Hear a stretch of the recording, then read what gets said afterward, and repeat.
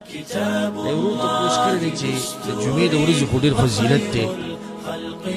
آیا ګناه چې کومه ګناه د جمعې په ورځ کېږي د دې اثر هم دی څنګه چې د عبادت فضیلت پکې ډېر دی او د جمعې د ورځې خپل فضایل ډېر دي، نو آیا ګناه چې پکې سړی وکړي د دې به هم اثر ډېري؟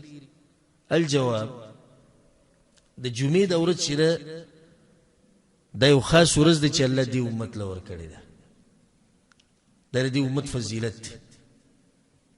د یهودو کوم ورځ غوره کړه؟ د هفتې ورځ، د خالي ورځ، او نصاراو د اتوار ورځ، او د دې نه ووړي نو دا ورځ الله ورکړه دې امت له چې هغه د جمعې ورځ ده. او حدیث کې دا راځي چې غوره ورځ چې په هغې کې نور راختلی نو هغه کومه ورځ ده؟ د جمعې ورځ ده. فيه خلق آدم، په دغه ورځ آدم علیه السلام پیدا شوی دی. وفيه ادخل الجنه، او په دغه ورځ جنت ته ننوتی دی. وفيه اخرج منها، او په دغه ورځ دغه نه راوتی او د جنت نه، او په دغه ورځ به قیامت راځي.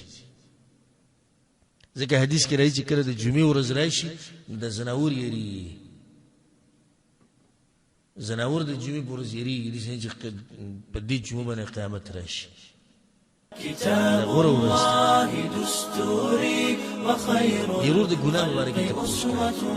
ګناه خو لیکلی کېږي یوه بنص القرآن والحدیث، قرآن و حدیث کې دی چې ګناه ډېر نه لیکلی کېږي، لکه چې یو نیکي وکړې لس لیکلی کېږي، د هغې نه زیات هم الله اجر ورکوي. خو ګناه صرف یو لیکلی کېږي، دا د الله سبحانه وتعالی رحم دی. او بیا دا نه بلکې کم ملائک چې ګناهونه لیکي الله ورته وایي چې ګناه زما د بندو کې نو زر یې مه لیکئ، مهلت ورله ورکړئ، که توبه یې وویسته بیا خو یې د سره مه لیکئ، او که توبه یې ونه ویسته بیا یې ولیکئ، خو د مهلت نه بعد. در الله مهرباني ده. او چې په دې کې یو سړی جنت ونه ګټي او په دې کې یو سړی د الله د مغفرت حقدار نشي نو دا به ډېر غټ بدبخته انسان. نو ګناه لیکلی کېږي یوه، خو بیا د دې ګناه اثر دا زیاتېدی او کمېدی شي.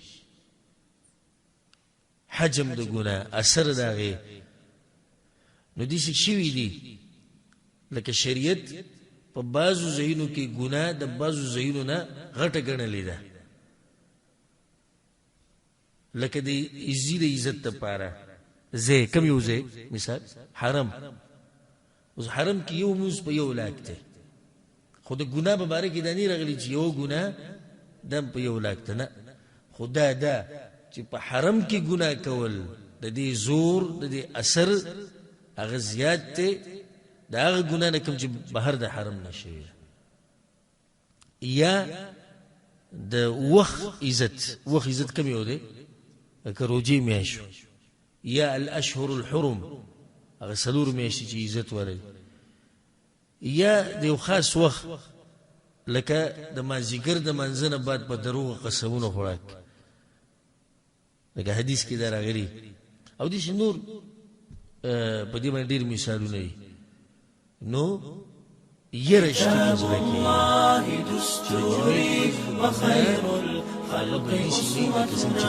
بسنته على نور لهدي الحق ګناه ساته په عام ورځو کې، خو په دې ورځ کې دې به ډېر یېرېږه، ځکه چې د ورځ اوچته ورځ ده نو په دې ورځ ګناه کول د هغې اثر به صحیح، د هغې اثر او نتیجه هغه به ډېره بدی په نسبت د هغه ګناه نه چې هغه په نورو ورځو کې کېږي. او چې یو سړی د باچا په کور کې دننه او د باچا په دسترخوان باندې د باچا صاحب نافرمانی کوي، او یو سړی بهر د باچا صاحب د بنګلې نه لرې په یو ځای کې نافرمانی کوي د باچا، نو کم یو له ډېره سخته سزا ورکوي؟ دا کم چې نږدې دی په کور کې کوي دله سزا ډېره ورکوي. ته زما په خوا کې دی کې نو چې الله ووایي د پلانې ورځ غوره ده، د پلانې میاشت غوره ده، پلانې ځای غوره، الله ورته غوره ویلي، ته هلته هم د الله نافرمانیانې کوي. الله سبحانه وتعالی موږ د هر قسمه ګناه نه ساتي. والله اعلم.